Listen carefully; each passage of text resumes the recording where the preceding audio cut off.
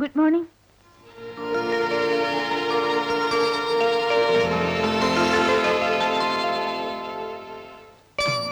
എന്താ എന്നെ തന്നെ സൂക്ഷിച്ചു നോക്കുന്നത്?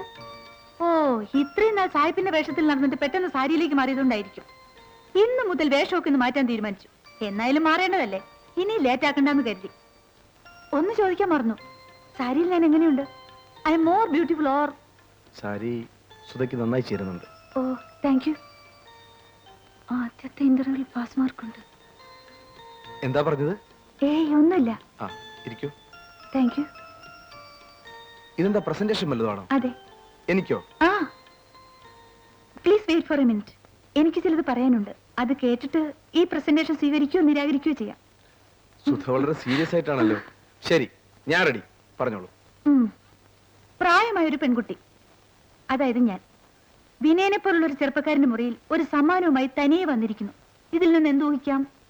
അത് സാധാരണഗതിയിൽ ആരും പ്രേമമാണെന്നേ കരുതൂ, ശരിയല്ലേ? അതെ. എങ്കിൽ അത് തെറ്റാണ്.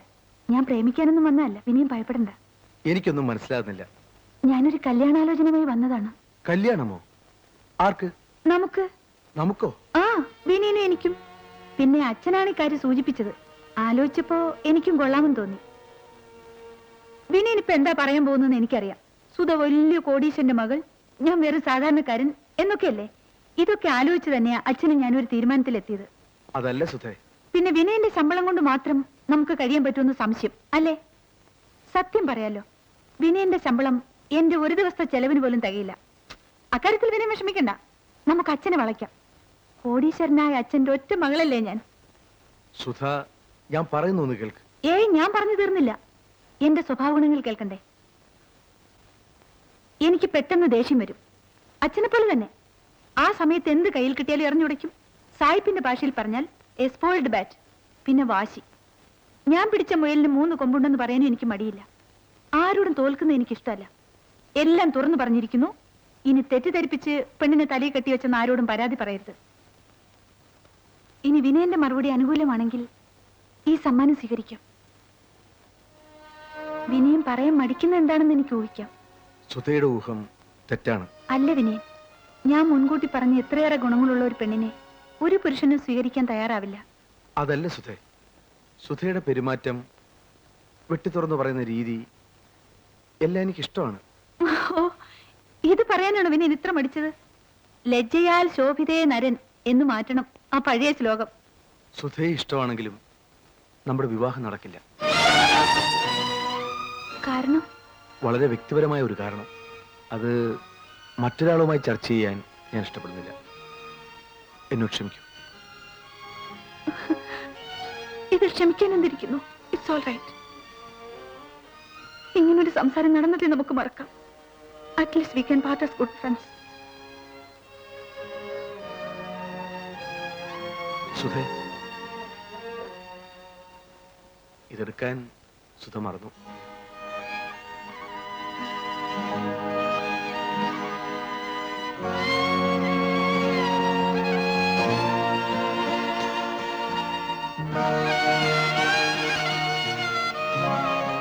Thank you for reminding me.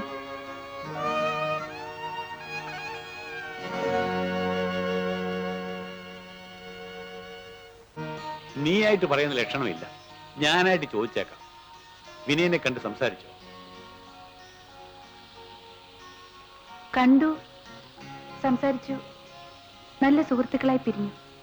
വളച്ചു കെട്ടാതെ കാര്യം പറയുമ്പോളെ അവൻ എന്തു പറഞ്ഞു? വിനയൻ എന്നെ വളരെ ഇഷ്ടപ്പെട്ടു. അതുകൊണ്ട് കല്യാണം കഴിക്കാൻ പറ്റില്ലെന്ന് പറഞ്ഞു. എന്റെ മകളെ വേണ്ടെന്ന് പറയാനും മാത്രം അവൻ അത്രയ്ക്ക് വളർന്നോ? അവനെ ഞാൻ... അച്ഛൻ എന്തിനാ ദേഷ്യപ്പെടുന്നത്? Take it easy.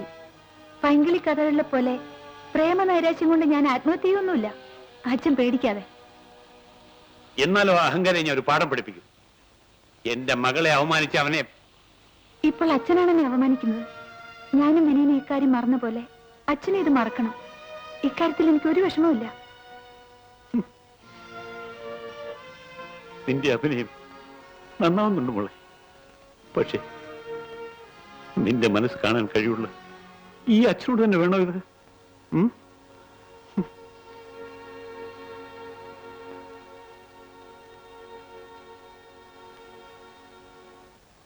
മെസേഴ്സ് Menon and Iyer chartered accountants എന്ന സീല് കണ്ടാൽ ഇൻകം ടാക്സ് കമ്മീഷണർ വരെ വരയ്ക്കും. എന്നിട്ടാണോ മിസ്റ്റർ ഉണ്ണിത്താൻ ഭയപ്പെടുന്നത്? ഭയമല്ല സ്വാമി, ഇല്ലാത്തൊരു കമ്പനി ഉണ്ടാക്കി 1 വർഷത്തെ ലാഭം മുഴുവൻ ആ കമ്പനിയിലേക്ക് ട്രാൻസ്ഫർ ചെയ്യുന്നു. ഇതാരെങ്കിലും അറിഞ്ഞാൽ? ആ കാര്യം ഈ ഹരിഹര സുബ്രഹ്മണ്യർക്ക് വിട്ടുവന്നേക്കും. ഇല്ലാത്ത കമ്പനികൾ ഉണ്ടാക്കുകയും ഉള്ളവ ഇല്ലാതാക്കുകയും ചെയ്യുന്നത് ഞങ്ങളുടെ നിത്യ തൊഴിലഭ്യാസമല്ലേ?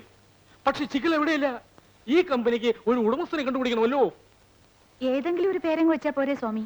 പോരാ, വെറും ബിനാമി പേരിൽ ആരംഭിച്ചാൽ ബാങ്ക് അക്കൗണ്ട് ഓപ്പറേറ്റ് ചെയ്യാൻ ബുദ്ധിമുട്ടായിരിക്കും. അതുകൊണ്ട് ആരെങ്കിലും കണ്ടുപിടിച്ചേ പറ്റൂ.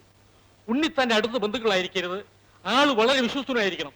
കമ്പനി കണക്കിലെ ലാഭം കൊണ്ട് മുങ്ങിയാൽ നമ്മൾ നാമം പോട്ട് തന്നെ. വിനയന്റെ പേരിൽ ആരംഭിക്കാം.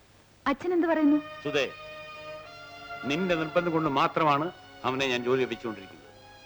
അവന്റെ പേരിൽ വിനയൻ എന്നോടെന്തോ അന്യായം ചെയ്ത പോലെ സംസാരിക്കാതെ ആ തെറ്റിദ്ധാരണയുടെ പേരിലുള്ള വെറുപ്പ് മാറ്റിവെച്ച് ഒന്ന് ആലോചിക്കൂ. വിനയനെ പോലെ ഒരു വിശ്വസ്തനെ കിട്ടില്ല. എങ്കിലത് വേണ്ട മോളെ. അവൻ നിന്നോട് കാറ്റു തോർക്കുമ്പോൾ വിനയൻ എന്ത് കാട്ടിയെന്നാണ് മിസ്റ്റർ ഉണ്ണിത്താൻ പറയുന്നത്? ഇത് കമ്പനിയെ സംബന്ധിക്കുന്ന കാര്യമല്ല.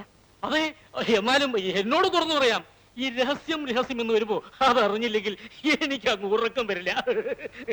Please behave your self.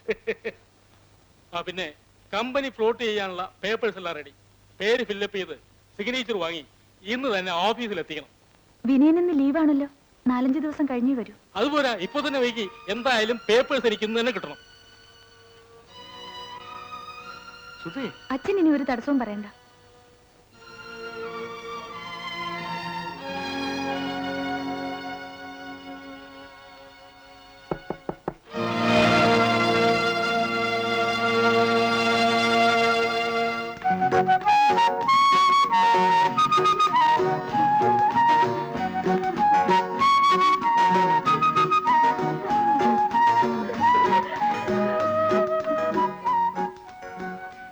Shiny, നീ ഇവിടെ? നീ ആകെ മാറിപ്പോയല്ലോ. ഇതെന്താ ഇങ്ങനെ? ദിനേട്ടൻ സുധയെ കുറിച്ച് എപ്പോഴും പറയാറുണ്ട്. നീയാണ് ചേട്ടന്റെ ബോസ് എന്ന് എനിക്ക് ഊഹിക്കാനേ കഴിഞ്ഞില്ല. വിനയൻ നിന്റെ ചേട്ടനോ? What a pleasant surprise. ഇരിക്കൂ, ചേട്ടൻ പുറത്തു പോയിരിക്കാൻ ഇപ്പൊ വരും. കല്യാണത്തിന് കോളേജിൽ നിന്ന് മുങ്ങിയ പാർട്ടിയല്ലേ? അതും കല്യാണം കഴിഞ്ഞ ഉടനെ ഗംഭീര പാർട്ടി തരാമെന്നും പറഞ്ഞു. എന്നിട്ട് കാണുന്നത് ഇപ്പോഴാ. അല്ലേലും നീ വാക്കു പാലിക്കാത്ത കൂട്ടത്തിലായിരുന്നല്ലോ. ഷൈനി, നീ എന്തിനാ കരയുന്നത്? പറയൂ മോളെ, എന്തായിരുന്നല്ലോ എന്നോട് പറയൂ. കല്യാണം കഴിഞ്ഞന്ന് രാത്രി